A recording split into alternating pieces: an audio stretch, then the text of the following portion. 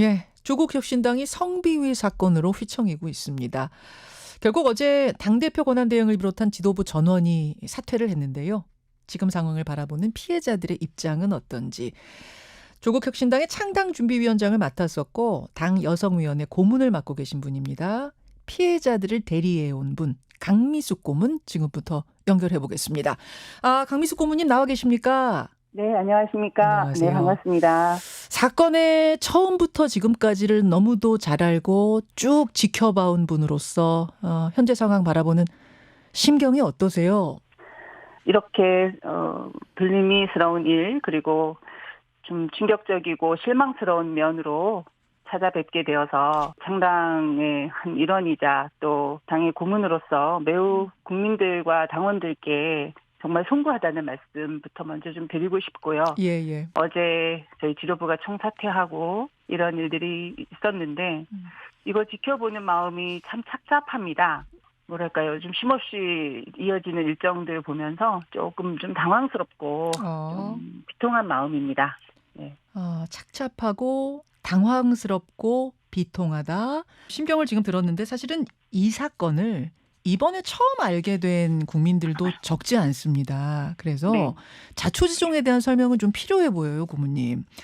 그 강미정 전 대변인은 목요일 기자회견을 통해서 지난해 7월부터 지속적인 성희롱을 당해왔다. 이렇게 네. 이야기를 했는데 이때를 조국혁신당 이 사건의 성비위 사건의 처음이라고 보면 되나요?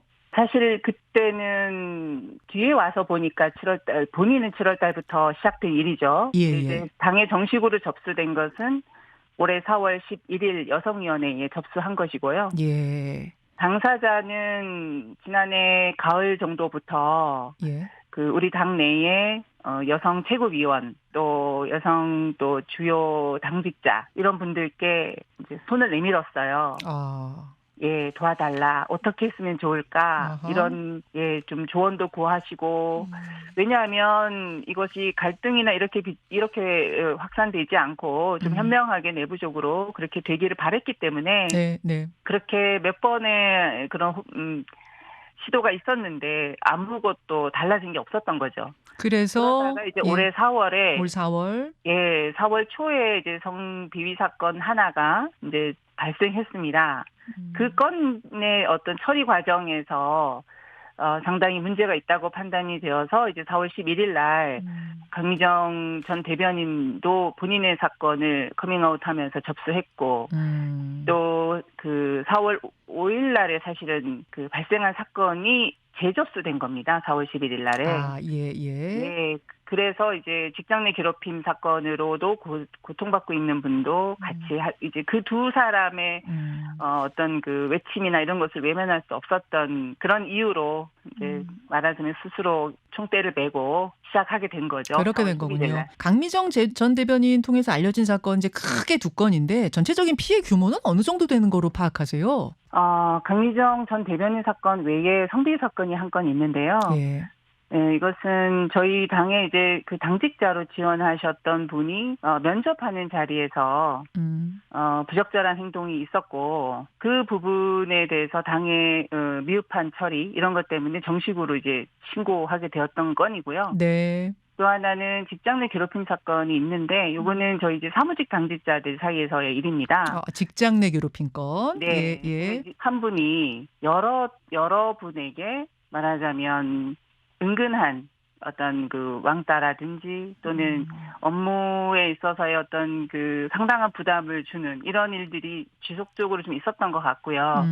그 부분에 대해서 우리 피해자께서 한 11건 정도의 사례를 가지고 당에 말하자면 직장 내 괴롭힘으로 제소를 한 거죠. 그렇군요. 예, 그리고 이 분을 조력하셨던 분이 계셨어요. 예. 이 피해자께서 그 말하자면 상당히 언어폭력과 일종의 모멸감을 느끼게 하는 그런 언행을 하는 자리가 있었는데 그것을 녹음을 하신 거예요. 그러니까 바로 옆자리에서 일어난 일이었기 때문에 업무를 하는 도중에 너무나 스트레스를 많이 받으셨던 거죠, 이분이. 네. 그래서 저렇게 너무나 비인권적으로 말씀하셔도 되나 해서 녹음을 하셨는데 사실 이 녹음한 것을 활용하지 않았어요. 네, 예. 그냥 녹음했다는 사실을 피해자에게 알렸죠. 예, 근데 이 행위 때문에 말하자면 신고를 당했고요. 아, 그래서 추가 피해자가 발생했다라고 표현을 하는 거고, 예. 예, 최종적으로 이분은 감봉 4개월이라고 하는 꽤 무거운 징계를 받게 되었습니다. 그렇게 해서 총 4명, 성비위 사건과 관련된 피해자 2명, 직장 내 괴롭힘과 관련된 피해자 2명, 총 4명을 지금 강미숙 고문이 대리하고 계시는 거군요. 그렇죠. 예, 알겠습니다. 지금 이제 당에서 밝힌 타임라인을 보면은 이 사실을 당에 신고한 올해 4월 즉시 진상조사에 착수를 했다. 그래서 8월에 가해자들에 대한 징계를 완료를 했다는 건데, 즉 적극적으로 대처를 했다는 입장입니다. 어떻게 생각하세요? 당에서는 아마도 주어진 조건 하에서는 대처를 하신 건 맞죠. 결과적으로는 뭘 해서 아주 다 한 건 맞는데 이 과정에서 절차가 원래 정해져 있는 규정이 없다 보니까 예, 예. 끊임없이 저는 요구해야 했어요. 그래서 저희는 이제 여가부 매뉴얼을 얘기했는데 저희 이제 김선민 대행께서는 네. 우리 당이 작고 그러니까 외부 로펌에 맡겨서 조금 독립적으로 하자라고 제안을 하셨어요. 예, 예. 그럼 저희는 그걸 마다할 이유가 없죠. 그래서 좋습니다 해서 이제 외부 로펌을 찾고 이런 과정을 밟았는데 그 로펌을 정하기까지가 한 달이 넘게 걸렸어요. 그런 식으로. 그러니까 지금 네. 타임라인 최종적으로 정리한 걸 보면은 착착착 된 것 같지만 그 과정에 너무도 이제 우왕좌왕 우여곡절이 많았다는 말씀이세요. 네. 그리고 그래서 거기서 제일 중요한 것은 예. 그렇게 진행되는 과정에서 예. 그러면 피해자는 어떻게 조치했을까? 이게 제일 중요하겠죠. 제일 먼저 할 일은 뭐냐면 저는 그렇게 생각합니다. 이제 대표께서 우리 피해자들께 사과부터 하셨어야 돼요. 진심 어린 사과는 이런 겁니다. 제가 생각하는 우리 당이 아직 미흡한 것이 많고 또 이런 일들이 벌어지고 있었는데 당을 책임지고 있는 사람으로서 잘 몰랐습니다.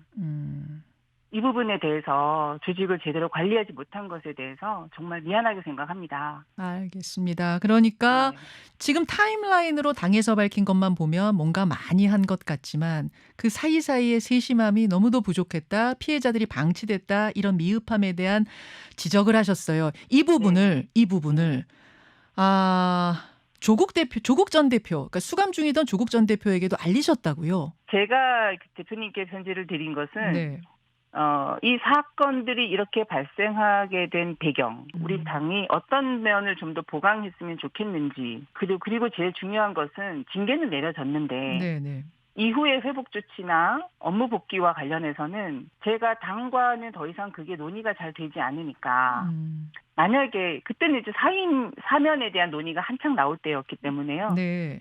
만약에 사면돼서 나오시면 이 문제는 제가 꼭 말씀드리고 싶다. 반응이 어떻게 나왔습니까? 답장 같은 거 받으셨나요? 답장을 못 받았고 사실 저는 이제 답장을 바라지는 않았어요. 이제 개인적으로 약간 서운했다 이런 뜻이지. 네. 사실은 답장을 그래서 기다리지는 않았습니다. 그래서 이제 영어에 몸일 때, 그러니까 수감 중일 때 답장이 안 온 것에 대해서는 이해한다는 지금 말씀이시고요. 다만 8월 15일에 사면이 돼서 나온 후에는 액션이 있을 줄 알았는데 아무 액션이 없었다는 부분에 대해서 그러면은 좀 문제 제기 서운하신 걸까요? 그건 서운하죠. 그건 서운하죠. 왜냐하면 제가 정말 10페이지가 넘는 손편지를 보냈는데 예. 곡진하게 써서 보냈는데 이 제 어떤 진정성이나 이런 게 좀 전달이 안 됐나 보다 이런 생각을 했어요. 10페이지 넘게 쓰셨어요? 네. 그것도 컴퓨터로 인쇄한 게 아니라 직접 손으로 쓰셨어요? 네, 그렇습니다. 예. 그래서 이제 주요 일정 마칠 때까지는 좀 기다렸는데 사실은 얼마나 좀 뭐랄까요 느긋한 시간 이런 거 좀 보내셔야 되지 않겠습니까? 그래서 어머니도 만나셔야 될 것이고, 근데 그래도 피해자들을 언제까지나 기다리게 할 수는 없어서 그렇게 21일 날에 문자를 보냈고 그 답변에 이제 안타깝게 생각한다라는 말씀이 있으셨고, 다만 이제 당신께서 지금 뭔가 할 수 있는 위치는 아니니까 전 대표로서 이제 지방 일정 마치고 나면 강미정 대변인 만나서 위로의 말은 전하겠다 예, 이런 예. 얘기는 주셨어요. 근데 어. 제가 편지에 쓴 내용이 위로해달라고 한 건 아니었으니까 업무 복귀, 그래서 이건 업무 복귀를 위한 것이었습니다라고 말씀드렸는데, 어쨌든 만남은 성사가 안 됐고, 사실은 이제 제가 이번 과정에서 조금 제일 어려운 점은 강미정 대변인의 업무 복귀에 대한 프로세스입니다. 네, 그게 사실은 핵심인데 아무도 그걸 묻지 않더라고요. 최강욱 민주당 교육연수원장 뭐 어제 그만뒀으니까 이제 전 연수원장이 됐네요. 최강욱 전 의원은 조국을 감옥에 넣어놓고 그 사소한 문제로 치고받고 싸우는데 지금 조국혁신당에서 세종시당이 어떻든 성비위가 어떻든 정확하게 사실관계 아는 분이 몇 분이나 되느냐. 어떤 사람이 좋은데 저기가 저 얘기하니까 저 말이 맞는 것 같다. 이거는 개돼지 생각 아니냐. 이런 발언 했거든요. 그건 어떻게 들으셨어요? 그분이 워낙 평소에 좀 이렇게 거침없이 그렇게 말씀하시다 보니까 나온 얘기라고 생각이 들어서 뭐 그렇긴 한데 사실 부적절하죠. 그리고 저는 이제 그 얘기를 들으면서 사실 피해자들과 연대해준 우리 당원들이 계세요. 네. 저는 저로서는 이제 나중에 그걸 듣고 뭐랄까 우리 피해자들을 연대해준 당원들이 이 말씀을 들으면 정말 많이 상처받았겠다. 네. 그 생각이 들어서 마음이 아팠습니다. 알겠습니다. 알겠습니다. 지금 상황에 대해서 쭉 설명을 해주셨어요. 이 기자회견이 있고 나서 강미정 전 대변인의 기자회견, 그다음에 세상의 공론화 과정이 있고 나서 주말 사이에 당에는 여러 가지 일들이 있었습니다. 그리고 결국 지도부가 총사퇴했습니다. 이 정도면 수습이 됐다고 생각하십니까?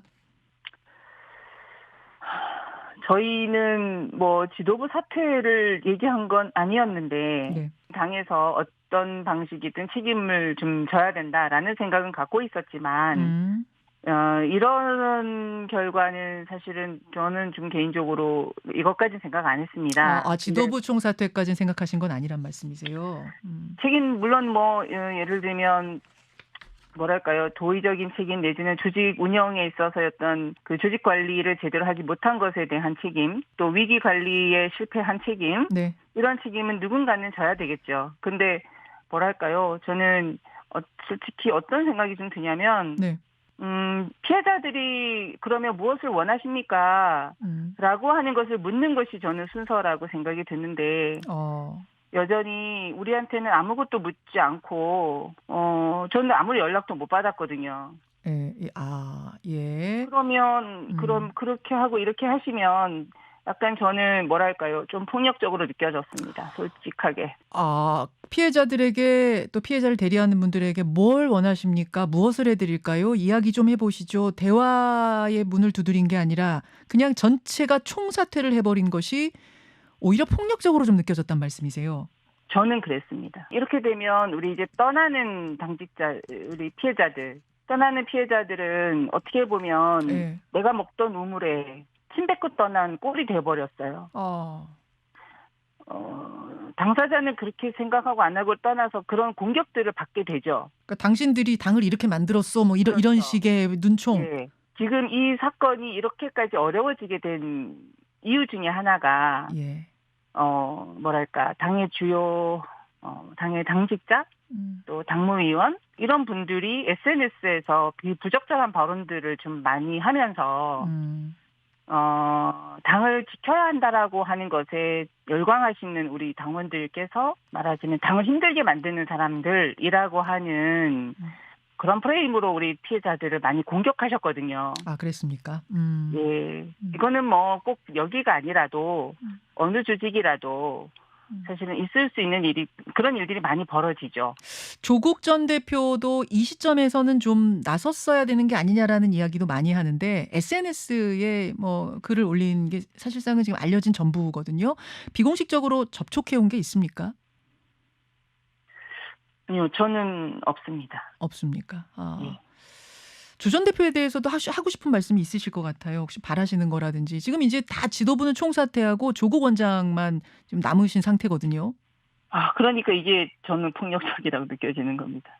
당 운영의 위기 관리를 실패하신 분들이 어떻게 보면 이제 나온 우리 조국 원장께 다 떠넘기고 가시는 것 같은 모양새가 돼버려서 실질적으로 또 어떻게 보면 그렇죠. 이게 저는 좀 많이 속상하고요. 예. 조국 전 대표께서는 많이 당혹스러우실 것 같아요. 그러나 이제 저는 이제 정치인이라고 하는 정치인은 어떠해야 하는가 위기 상황에서 그럴 때 어떤 조문이나 어떤 규정 네. 이런 것에 이건 매우 중요하죠. 저는 정치인들은 책임을 져야 되는 사람이기 때문에 그거 매우 중요하다고 생각합니다. 그러나 사람을 대하는 일이고 그래서 운용의 묘가 정말 또 많이 필요로 하는 역할이죠. 예. 그거는 조국 대표께서 이제 또 앞으로 증명해 보이셔야 되는 남은 과제라고 생각합니다. 증명해 보이셔야 된다는 게 어떤 말씀이실까요? 지금까지는 어쨌든 당 외에 있었기 때문에 예. 책임이라고 하는 것에서는 비껴나 계셨지만 이제는 다시 당 조직을 어쨌든 장악하셔야 되고 또 다시 인적 쇄신 어차피 이제는 다 인적 쇄신 조직 쇄신을 할 수밖에 없는 상황이 돼버렸어요. 네네. 그러면 이제 앞으로 그것을 보여주셔야죠. 비대위원장이 들어서야 될 텐데요. 그러면은 비대위원장으로 조국 전 대표가 조국 원장이 나서서 이 상황을 수습해야 된다라고 보십니까? 책임져야 한다고 보십니까? 아무래도 저는 이제 비대위원장은 오히려 제3자가 더 낫지 않나 하는 생각도 하고요. 외부인이. 네, 뭐 외부인이든 내부인이든 어쨌든 이것을 조금 더 냉철하게 볼 수 있는 조국 전 대표께서 비대위원장을 맡으시면 네. 조국 전 대표의 아무래도 의견이 가장 우선시 될 것이고요.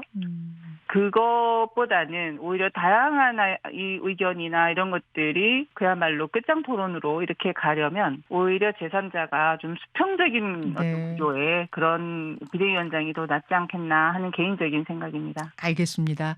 마지막 질문이 될 것 같은데 짧게 지금 피해자분들은 어떤 상황이신지 괜찮으세요? 잘 살고 계시라는 질문을 드리기도 좀 그러네요. 어떠세요? 당으로부터 제가 피해자 지원과 관련한 특히 이제 다른 거는 다 모르겠지만 그 피해자 회복을 위해서 심리상담 치료비를 요청했어요. 네네. 근데 그것이 아직 우리 피해자들 누구도 전달받은 게 없어요.